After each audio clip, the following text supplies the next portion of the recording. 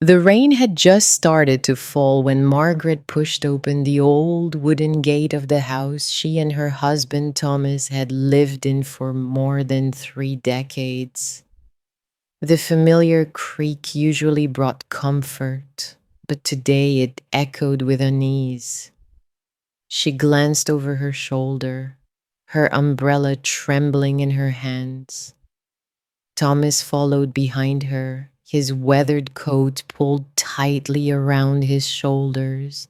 He carried a small folder tucked beneath his arm, the last bit of paperwork from the bank that confirmed what neither of them wanted to believe.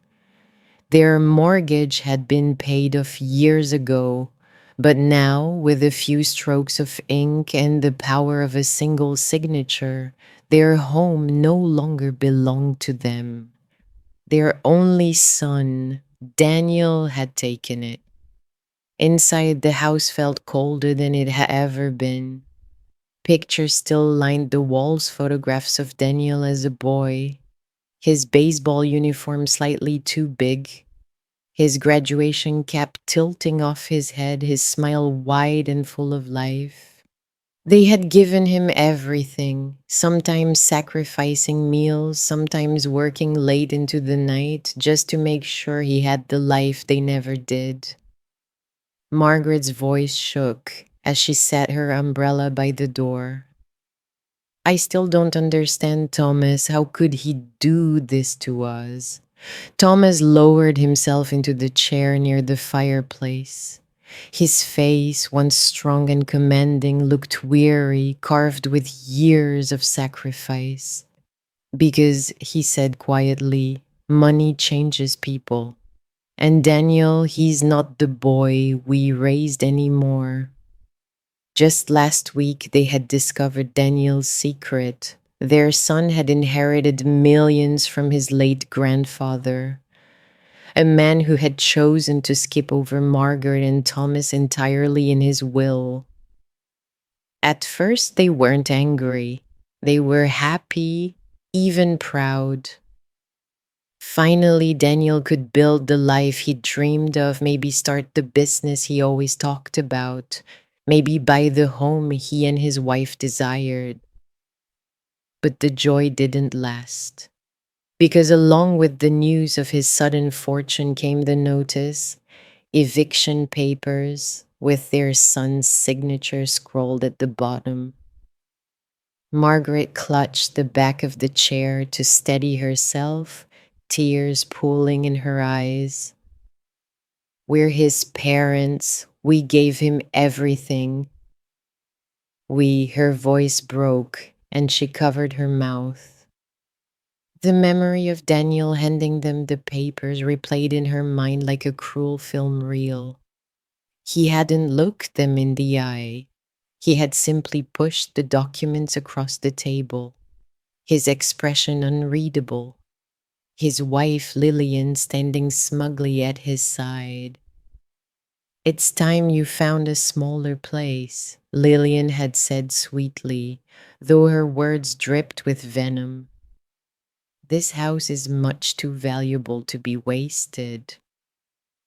Now, sitting in the silence of the home they were about to lose, Margaret felt a mix of betrayal and disbelief. Do you think it was her idea? She whispered. Thomas didn't answer immediately. His jaw tightened as he stared at the flames in the fireplace. Finally, he spoke.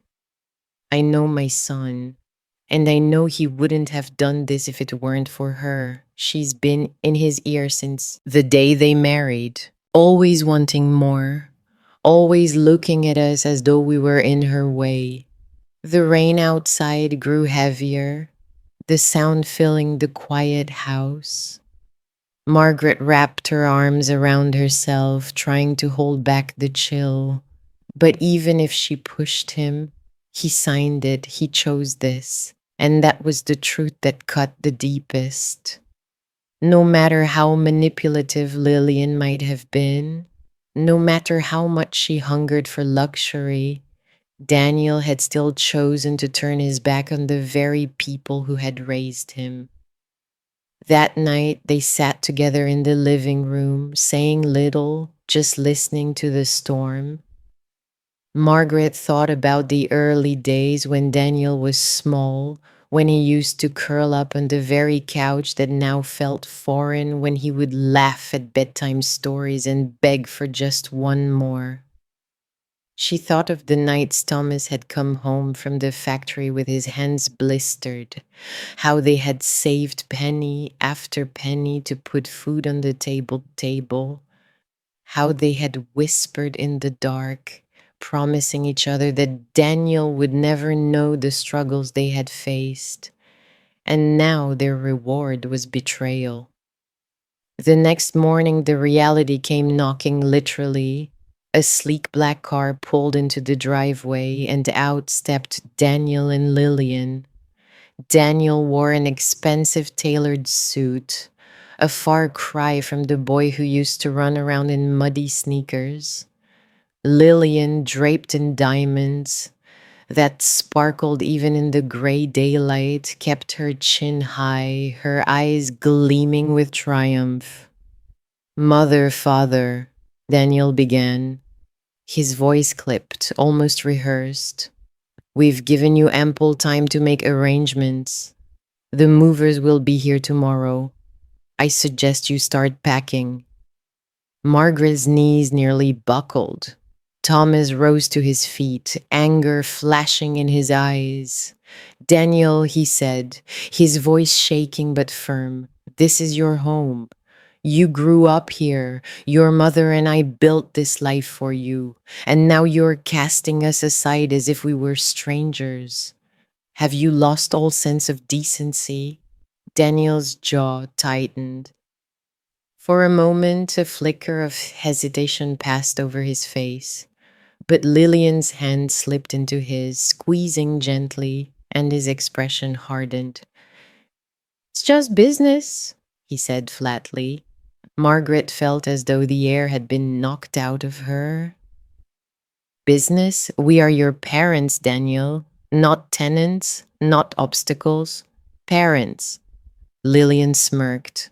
Parents who will be much happier in a modest apartment, I am sure. The words burned in Margaret's chest. But when she looked at her son, she no longer saw the boy she once knew. She saw a stranger dressed in wealth and pride, blinded by the woman at his side. When the car finally drove away, leaving behind only silence and the echo of betrayal, Thomas turned to Margaret, his voice low and hoarse. If this is the life he's chosen, then so be it. But one day, Margaret, one day he will see the truth, and by then it may be too late. The night before the movers were scheduled to arrive, Margaret couldn't sleep. She lay awake in the narrow bed she and Thomas had shared for decades, staring at the ceiling, her mind racing. Every shadow in the room seemed sharper, every sound amplified. The ticking of the clock on the nightstand was unbearable, a constant reminder that time was running out. By this time tomorrow, the house would no longer belong to them. Thomas was awake too, though he pretended otherwise. His steady breathing was uneven, broken by restless turns beneath the blankets. When he finally sat up, the moonlight caught the deep lines etched into his face. We can't stop it, he said softly, as if admitting defeat. But we'll survive, Margaret. We always have. Margaret turned to him, tears slipping silently down her cheeks. I don't care about survival, Thomas. I care about our son. How could he throw us away like this? What did we do wrong? Thomas reached for her hand, holding it tightly. We didn't do anything wrong. We gave him love. We gave him a home. That's what makes this hurt so much. It wasn't enough for him. At dawn, the rumble of a moving truck shattered the fragile quiet. Margaret stood by the window, her hands trembling as she watched strangers in uniform step onto the porch. They carried empty boxes, laughing among themselves, unaware that they were about to dismantle a lifetime of memories. When the doorbell rang, Margaret couldn't bring herself to answer. Thomas did instead. He spoke briefly with the crow, his voice calm but his shoulders tense. Then, like an executioner's blade, the packing began. Every item told a story: the rocking chair where Margaret had cradled Daniel as a newborn, the dining table where birthday candles had been blown out, the worn rug where Daniel had spilled juice and crayons as a boy. Piece by piece, strangers packed it all away, reducing decades of life into cardboard boxes and bubble wrap. Margaret tried to hold it together, but when one of the movers reached for the framed photograph of Daniel in his college graduation gown, she broke. She rushed forward, clutching it to her chest. "No," she whispered, her voice cracking. "This one stays with me." The mover hesitated, then nodded, stepping back. Later that afternoon, a black SUV pulled into the driveway again. Daniel stepped out first, polished shoes crunching against the gravel, followed by Lillian, who wore a designer coat despite the mild weather. She surveyed the scene with satisfaction, as though watching a chess game unfold exactly as planned. Margaret couldn't stand the sight of her. "How can you do this to us?" she demanded, her voice shaking but strong. "We are your family." Lillian tilted her head, feigning innocence. "Family? Family doesn't hold each other back." "Daniel has responsibilities now, Margaret. He has wealth, influence. He can't be tied down to all of this." She gestured toward the house, her manicured hand dismissing it like a piece of old furniture.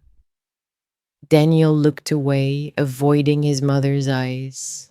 Thomas stepped forward, fury burning beneath his calm exterior. Responsibilities or greed? His gaze locked onto his son. "Daniel, you can stop this right now. You don't have to go through with it. You can walk away from all this nonsense and choose us instead." For a moment, Daniel faltered, his lips parted, his hand twitching at his side. But then Lillian slid her arm through his, tightening her grip, her nails pressing against his sleeve. "Don't let him guilt you," she murmured, just loud enough for them to hear. "This is your life now. Remember that." Margaret's heart shattered all over again. She saw her son drowning, trapped in a tide of manipulation, but unwilling or unable to swim back. "Please, Daniel," she begged, "look at me. Just look at me and tell me this is what you want." He finally met her gaze. His eyes were cold, distant, as if some wall had been built between them. "This is what I want," he said flatly. The words pierced her deeper than any knife. By sunset, the movers had finished. The house stood bare, hollow, stripped of the warmth it once held. Margaret and Thomas stood in the driveway with two suitcases and a few boxes, the rest of their belongings swallowed by the truck. Daniel and Lillian lingered at the front door. She leaned against the frame, smiling faintly. "It really is a beautiful property." Once we renovate, it'll be worth double. Margaret wanted to scream, to lash out, to tear down the smugness painted on Lillian's face. But she didn't. Instead, she turned to Daniel one last time. "You'll regret this," she whispered. "Not because of us, but because when everything falls apart, and it will, you'll realize what you traded for money, and it won't be there anymore." Her words lingered in the cool evening air, heavy and unshakable. Daniel flinched but said nothing. As they walked down the driveway, leaving behind the house that had been their world, Margaret held onto Thomas's arm for support. Every step away felt like a step deeper into betrayal. They didn't know where they would go or how they would rebuild, but one truth settled over them like the night. They were no longer parents in their son's life. They were obstacles he had cast aside. And yet, beneath the despair, a seed of something else began to grow resolve. Margaret didn't know what the future would hold, but she knew one thing for certain: Daniel's choices and Lillian's poisonous influence would not go unchallenged forever. Because no matter how much money he had, no matter how far he tried to distance himself, the truth had a way of surfacing, and when it did, it would shake the very foundation of his perfect new world. The cheap motel room smelled faintly of mildew, its faded curtains barely shielding the streetlight outside. Margaret sat on the edge of the stiff mattress, staring at the peeling wallpaper as though it might somehow explain how her life had unraveled so quickly. Just 3 days ago, she had been in her own home, surrounded by the echoes of family. Now she was reduced to this stranger in a place that held no warmth, no history. Thomas emerged from the small bathroom, his shoulders heavy with exhaustion. He had tried to be strong for her, but she could see the toll it was taking. The man who had always stood like a pillar of strength now seemed chipped and cracked, like stone weathered by too many storms. He sat beside her and sighed. "I never thought it would come to this," he muttered. Margaret clasped her hands tightly in her lap. "Do you think he even realizes what he's done? Or does she keep him so blinded that he can't see it?" Thomas shook his head. "He realizes, deep down he knows, he's just too weak to stand up to her. That's what breaks me, Margaret. Not that she's manipulative, but that he lets her pull the strings. Their savings were modest at best. Thomas's retirement pension barely covered their basic needs, and now, with no home, no stability, they found themselves navigating a reality they had never imagined. Margaret thought of calling Daniel, begging him once more to reconsider, but her pride wouldn't let her. He had made his choice. Meanwhile, in the lavish home they once owned, Daniel and Lillian settled into their new reality. The renovations began immediately. Walls were torn down, expensive fixtures ordered, marble countertops installed. Lillian floated through the chaos with an air of triumph, her eyes glittering as she imagined the lavish gatherings and social status their home would now afford them. Daniel tried to enjoy it too. He drove a new car, wore tailored suits, attended dinners with business associates who praised his sudden rise in wealth. But no matter how many glasses of champagne he raised or how many compliments he received, there was always a shadow lingering at the edges of his conscience.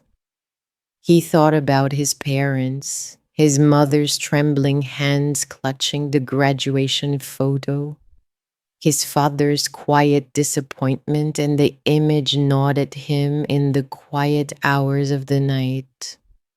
One evening, as Lillian prepared for a gala, Daniel sat alone in the living room.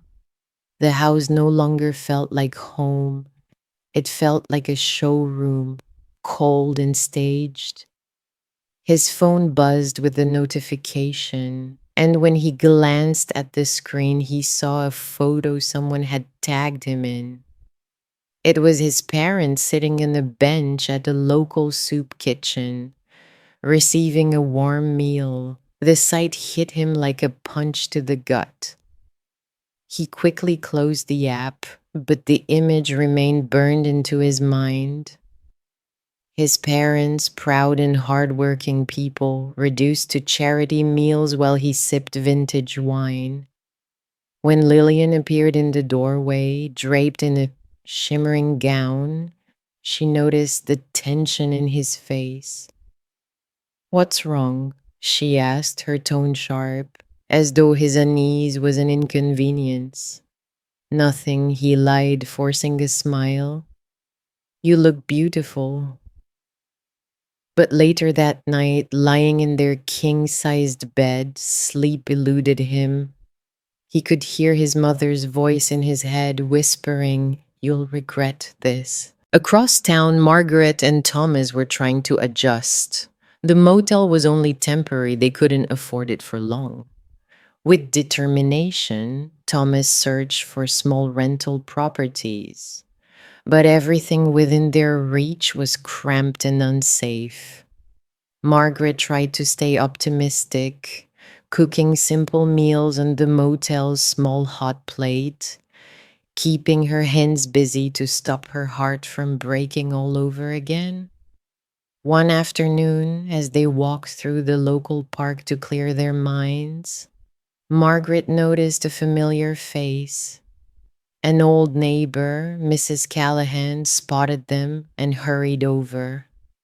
"Margaret? Thomas? What on earth are you doing here? I heard rumors but didn't want to believe them." Margaret's cheeks flushed with shame. She opened her mouth, but no words came. Thomas answered instead. "Our son made some decisions. We're trying to get by." Mrs. Callahan's face twisted with disbelief. "That boy of yours, after all you've done for him?" She shook her head. "I always said that wife of his was trouble." Margaret forced a smile, though her heart ached. "We'll be fine. We just need some time." But as Mrs. Callahan walked away, Margaret felt the sting of humiliation. Their private betrayal was becoming public, whispered about among neighbors, dissected like gossip. It wasn't just the loss of their home, it was the loss of dignity. Back in their old neighborhood, Lillian was plotting her next move. The house was only the beginning. She had begun pressuring Daniel to transfer the inheritance into joint accounts, giving her access to every penny. "It's only practical," she cooed. "We're married, darling. What's yours is mine. What's mine is yours." Daniel hesitated, the unease in his chest growing stronger with each of her demands. But Lillian was persistent, her charm wrapping around him like a tightening rope. And though he wanted to resist, the fear of losing her approval was stronger than his conviction. Margaret sensed it, though she had no proof. One evening, sitting in the motel with Thomas, she whispered, "She won't stop at the house. Mark my words, Thomas, she wants it all. And by the time he realizes it, there will be nothing left of him." Thomas nodded grimly. "And when that day comes, he'll come crawling back. The question is, will we be here waiting?" Margaret stared out the window, the city lights blurred by her tears. She wanted to say yes, she wanted to believe forgiveness would be possible, but in her heart, she wasn't sure anymore. The weeks that followed blurred together for Margaret and Thomas. They managed to rent a small, rundown apartment above a laundromat, its thin walls echoing with the constant hum of machines. It wasn't home, not in the way their old house had been, but at least it provided shelter. Margaret tried to decorate with what little they had, setting their rescued family photographs on the windowsill. But every time she looked at them, her heart twisted. Meanwhile, Daniel and Lillian's new life grew more extravagant by the day. Expensive cars appeared in the driveway, catered parties filled the evenings, and photographs of their glamorous lifestyles spread across social media. Friends and strangers alike praised them, envying the life of wealth and privilege they displayed. But beneath the polished surface, cracks were forming. One evening, Daniel sat at his desk scrolling through the mountain of invoices and statements that had begun piling up. The renovations had gone over budget. The parties, the clothes, the parcel of it had cost more than he had anticipated. He rubbed his temples, frustration gnawing at him. That was when Lillian entered the room, holding a sleek folder in her hands. "You're working too hard, darling," she said sweetly, placing the folder in front of him. "There is a simple solution. Transfer your inheritance into our joint account. That way I can help manage the finances. It's what couples do after all. Partners." Daniel hesitated, his gut twisting. I don't know if that's a good idea." Her smile faltered for only a fraction of a second before she leaned closer, her voice like honey laced with steel. "Do you not trust me? After everything I've done for you? After standing by your side while your parents tried to drag you down?" The accusation stung. Daniel had told himself for weeks that pushing his parents out had been the right decision, that they were clinging to the past, that they would only hold him back. But the word still haunted him. His father's anger, his mother's broken whisper of "you'll regret this." "I just think we should be careful," he muttered. Lillian's eyes hardened, though her tone remained soft. "Careful, Daniel. Being careful is what keeps people poor. Do you want to go back to being ordinary, living paycheck to paycheck? Or do you want to live the life you deserve?" He stared at the folder, the papers inside waiting for his signature. For a moment, he imagined his parents in their cramped apartment, living off pennies while he signed away everything they had ever sacrificed for. But Lillian's hand was already on the pen, pressing it into his palm. Back across town, Margaret sensed something was wrong. She couldn't explain how. Maybe it was a mother's instinct. Maybe it was simply the certainty of knowing who Lillian truly was, but she felt it in her bones. Sitting at the small kitchen table, she confided in Thomas. "She's after his money, the inheritance. That's why she pushed him to take the house. That's why she turned him against us. None of this was about Daniel Thomas. It was always about her." Thomas leaned back, his face grim. "And if you're right, sooner or later she'll bleed him dry. And when she does, he'll have nothing left." Not even us. Margaret clasped her hands together, her knuckles white. I don't know if I'll be able to forgive him when that day comes.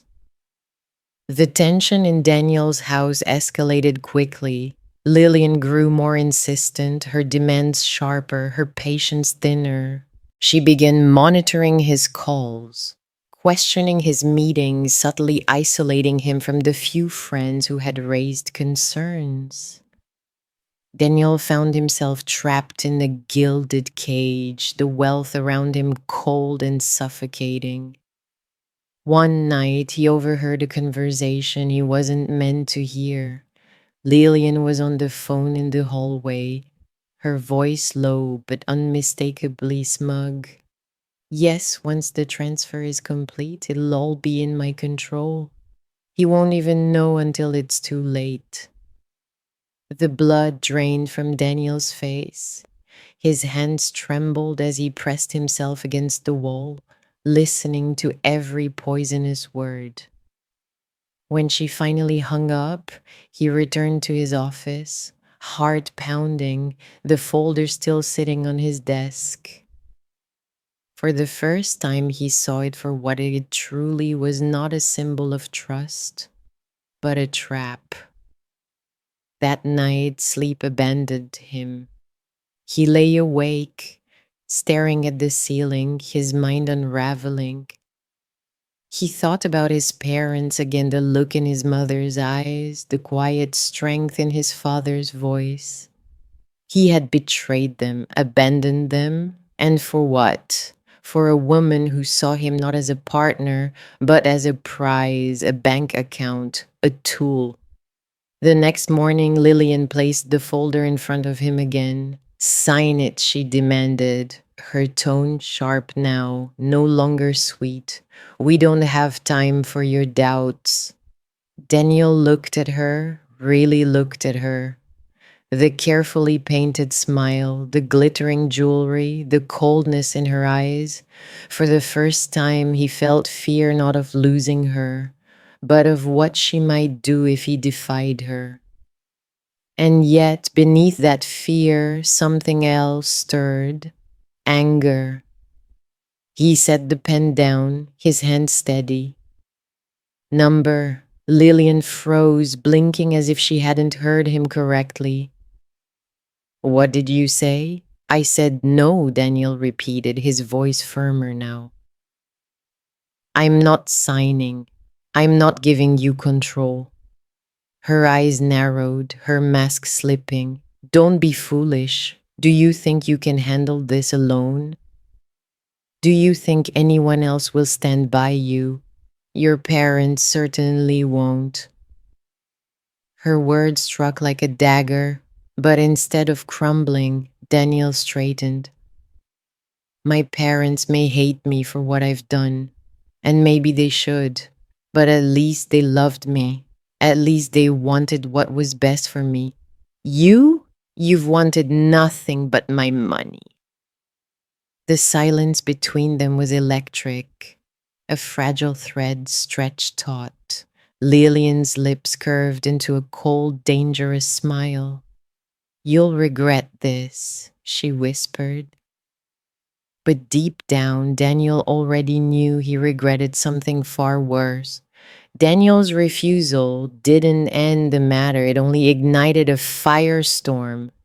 Lillian's sweet facade shattered, revealing the calculating fury beneath. For days, she stormed through the house like a restless spirit, slamming doors, snapping orders at the staff, unleashing venomous remarks at Daniel whenever he tried to reason with her. But beneath her anger lay determination. She wasn't about to give up the fortune she believed she had earned. One night, while Daniel worked late in his study, she made her move.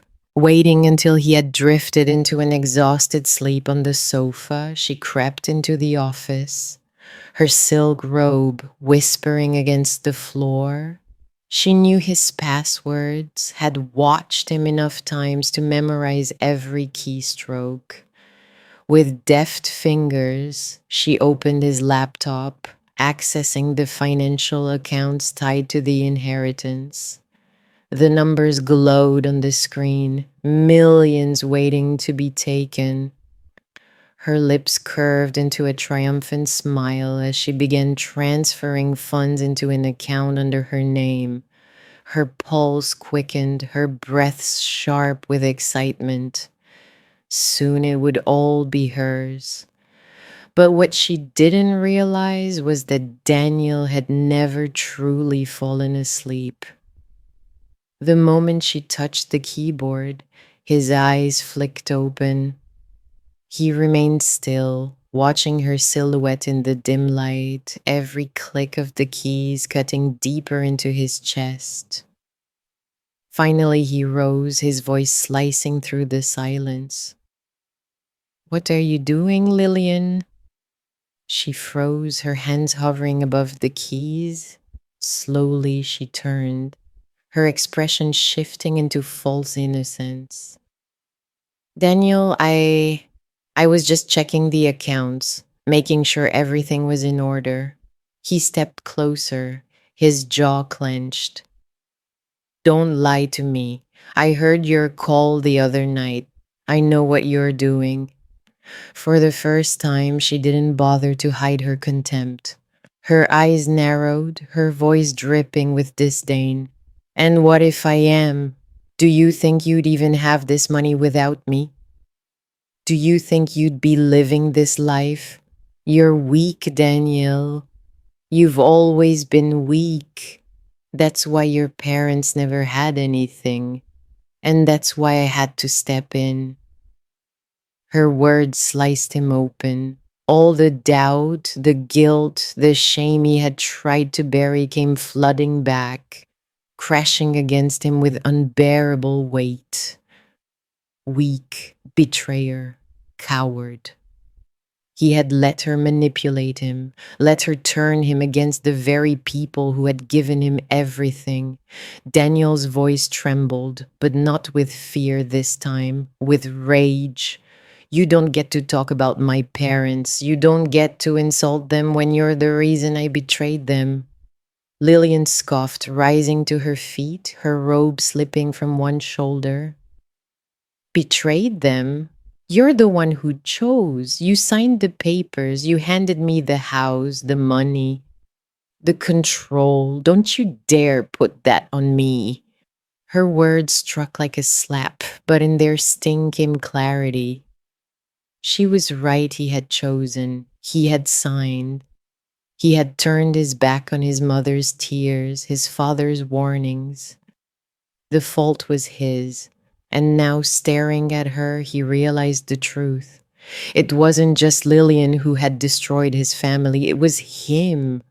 "I want you out," he said, his voice steady. Her eyes widened, then darkened with fury. "You don't mean that." "I mean every word," he replied. "This house, this money, it isn't worth losing who I am. It isn't worth losing them." For a long, tense moment, they stared at each other, the silence heavy with years of deception and broken promises. Then Lillian's mask cracked. "Fine," she hissed, "but you'll regret this more than you regret anything else, because without me, you're nothing." She stormed past him, slamming the door so hard the walls rattled. Daniel sank into the chair, his chest heaving. For the first time in months, he felt the weight of his choices settle fully upon him. His hands trembled as he buried his face in them. Images of his parents returned again, his mother clutching the graduation photo, his father's voice steady despite his breaking heart. He had pushed them away, cast them into hardship, all for the love of a woman who saw him as nothing more than a means to an end. The house felt suffocatingly empty without Lillian's presence, but it also felt clearer, as though the fog of manipulation had finally lifted. Still, the clarity came with a crushing realization. His parents might never forgive him, and if they didn't, he would deserve it. The next morning, Daniel couldn't sit still. He dressed simply, abandoning the tailored suits, and drove across town to the dingy apartment where his parents now lived. His heart pounded as he climbed the narrow staircase, the chipped paint on the walls reminding him of how far they had fallen because of him. When the door opened, Margaret stood there, her face lined with exhaustion. For a moment, she didn't move. She simply stared, as though unsure if the man before her was truly her son. Mom, Daniel whispered, his voice breaking, please, please let me in. Her grip tightened on the door frame. Behind her, Thomas appeared, his expression hard, unreadable. I know I don't deserve it, Daniel continued, his eyes filling with tears. I know I've done things, unforgivable things. But I saw the truth last night. I saw what she's been doing, what I've become, and I can't live with it anymore.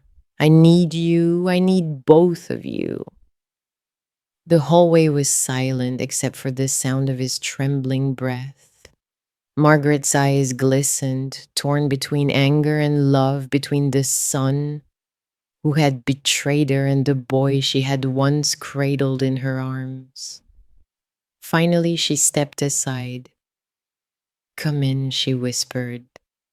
Daniel entered, his knees weak, his heart heavy. He knew this was only the beginning, that forgiveness was not guaranteed, that wounds this deep might never fully heal. But for the first time, he was willing to face it, to bear the regret, to seek redemption, no matter how long it might take. And as he sat with his parents in the small, worn apartment, the silence between them was fragile, uncertain.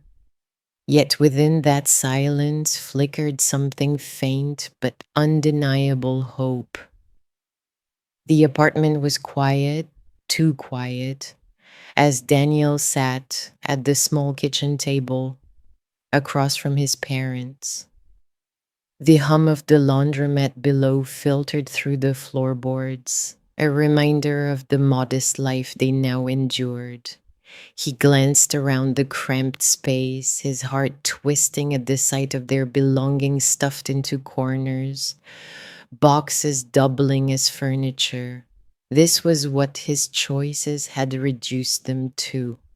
Margaret sat beside Thomas, her hands folded tightly in her lap. Her eyes were fixed on the table, avoiding her son's face. Thomas, ever the stoic one, leaned back in his chair, arms crossed, studying Daniel with a gaze that felt heavier than any words. Finally, Daniel broke the silence. I know I can't erase what I did.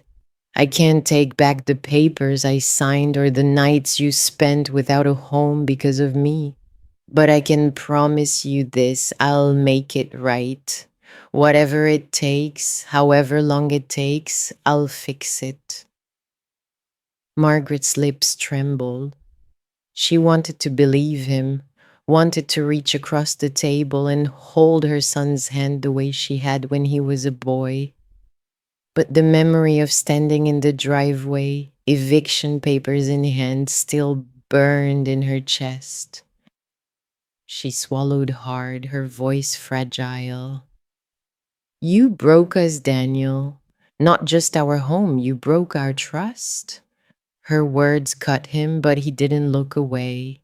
I know, he whispered, and I'll spend the rest of my life trying to earn it back. Thomas's eyes narrowed. You talk about making it right. How? What can you possibly do now? Daniel leaned forward, his voice firm despite the tears welling in his eyes. I ended it with her, Lillian. She tried to steal everything, and I caught her. She's gone. He paused, searching their faces for any flicker of understanding. The house, the accounts, they're still in my name. I can sell it all, give you what you deserve. I don't want any of it anymore. Margaret's chest tightened.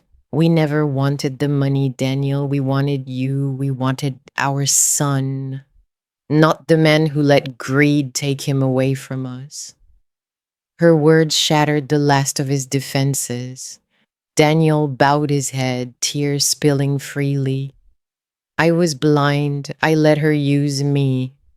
I let her convince me that you were holding me back, when the truth is you were the only ones who ever held me up. I see that now and it's killing me. The room was thick with emotion, the air heavy with years of love and betrayal colliding all at once. Margaret turned to Thomas, her eyes pleading. She wanted to forgive, but she couldn't decide alone. Thomas sat in silence, his jaw tight, the weight of decades pressing on his shoulders. Finally, he spoke. You're our son, Daniel. That will never change. But forgiveness isn't a gift you demand. It's something you earn. And right now, you've got a long road ahead of you. Daniel nodded, his voice breaking. I'll walk it. I'll do whatever it takes. For the first time, Margaret lifted her eyes to meet his. There was pain there, yes, but also the faint glimmer of something softer. We can't forget what you did, she whispered. But maybe someday we can forgive. Daniel's heart ached with both relief and sorrow. It wasn't absolution, not yet, but it was a chance, a fragile chance. In the days that followed, Daniel began to make amends. He sold the luxury cars, canceled the renovations, and quietly put the house on the market. The fortune that had once symbolized his success now felt like a burden he was eager to shed. He moved into a small apartment near his parents, not because he expected their forgiveness, but because he wanted to prove he was willing to start over. Margaret and Thomas watched cautiously from a distance. They saw him volunteering at the soup kitchen where they had once been forced to eat, donating his time and money quietly, without fanfare.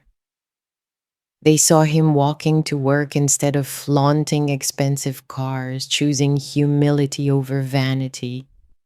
And slowly, almost imperceptibly, their walls began to crack. One evening, months later, Daniel knocked on their door again. When Margaret opened it, she found him standing there holding a small, worn photo album, the same one that had been packed away when the movers stripped their home bare. He held it out with trembling hands. I kept this, he said softly, because I needed a reminder of who I was before I lost myself. Margaret's breath caught as she took the album, her fingers brushing his. For the first time since their betrayal, she pulled him into an embrace. Tears fell freely down both their cheeks, and though the pain had not vanished, something new took root in its place, healing. Thomas stood in the doorway, watching silently. Finally, he stepped forward, placing a hand on his son's shoulder. His touch was firm, steady. Don't waste this chance, Daniel, he said. I won't, Daniel promised, his voice thick with emotion. I swear I won't. And in that small, humble apartment, surrounded by reminders of both their suffering and their resilience, The family took its first fragile steps toward reconciliation. The scars of betrayal would never fully fade, but love, battered and bruised as it was, had survived. For Margaret and Thomas, forgiveness wasn't about forgetting. It was about choosing to believe that even the deepest wounds could one day heal. For Daniel, redemption wasn't a single act, but a lifetime of proving himself worthy of the second chance he had been given. And so, though regret would always haunt him, hope now walked beside it. Years slipped quietly into the past, carrying with them both pain and healing. The scars of betrayal had not disappeared, but time had softened their edges. Margaret and Thomas had rebuilt their lives piece by piece, no longer in the grand home they once loved, but in a modest little house filled with warmth and simplicity.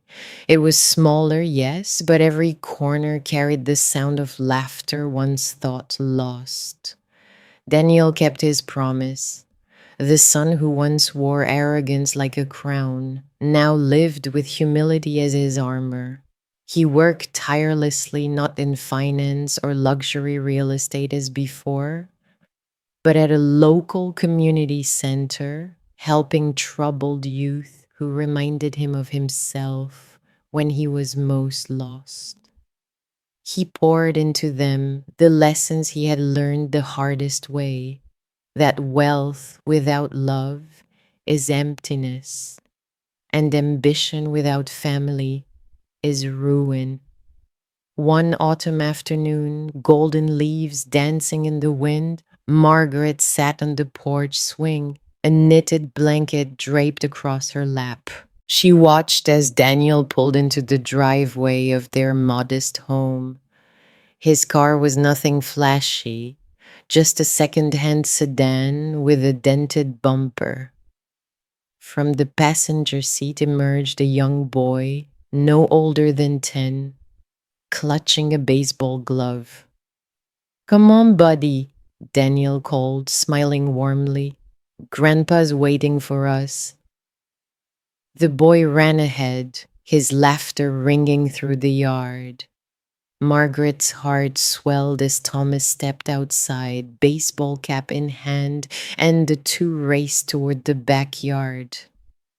Daniel walked up the porch steps and kissed his mother's cheek. "Thanks for letting us come by again," he said quietly, almost as if he still feared overstaying his welcome. Margaret reached up, brushing his cheek with her hand. "You don't need to thank us, Daniel. This is home. It always will be." He lowered his gaze, his throat tightening. Even after all these years, he carried the shadow of regret. But those words, home, always were a balm he cherished more than gold. As the afternoon sun dipped low, the family gathered in the backyard. Thomas tossed slow pitches to his grandson, while Daniel and Margaret watched from the porch. The boys' laughter filled the air, weaving into the fabric of a life they thought had been destroyed. Later that evening, after the dishes were cleared and the boy was asleep on the couch, Thomas poured 2 cups of coffee. He handed one to Daniel and settled into his chair. For a long time, they sat in silence, the unspoken history between them heavier than the night air. Finally, Thomas spoke. "You've done well, son." Daniel looked up, startled. Praise from his father had always been rare, but now it carried the weight of absolution. "I've only tried to make up for what I did," he said softly. Thomas's eyes softened. "You can't live your whole life in debt to the past. You've earned more than forgiveness, you've earned respect. I'm proud of the man you've become." The words hit Daniel like a tide, washing over the years of guilt. He blinked hard, his voice cracking. That means more to me than anything. Margaret, listening from the doorway, pressed a hand to her chest. Tears welled in her eyes, but they were no longer tears of sorrow. They were tears of gratitude for the son she thought she had lost but had somehow found again. In the weeks that followed, Daniel continued to visit often, sometimes with his son, sometimes alone.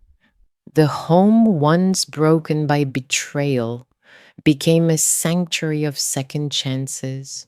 But perhaps the most powerful moment came one winter night when Margaret found Daniel sitting quietly in the living room, the old photo album open on his lap. He was showing his boy pictures of his grandparents when they were young, of himself as a child smiling between them. The boy pointed at one photo. Dad, you look happy there. Daniel swallowed the lump in his throat. I was, he said. I forgot how much until recently. But your grandparents, they never stopped loving me, even when I didn't deserve it. That's why we're here now. The child leaned against him, and Daniel wrapped an arm around his son. At that moment, Margaret realized something profound. The cycle of pain had been broken. The legacy of betrayal had been replaced with one of love and redemption. As snow fell gently outside, covering the world in white, Margaret whispered to herself, "This is enough. This is more than enough." Because in the end, forgiveness had not erased the past, it had rewritten the future. And though the story began with loss, greed, and betrayal, it ended with something far greater: the enduring truth that love, though fragile, can survive the deepest wounds, and that even the most broken family can find its way home again.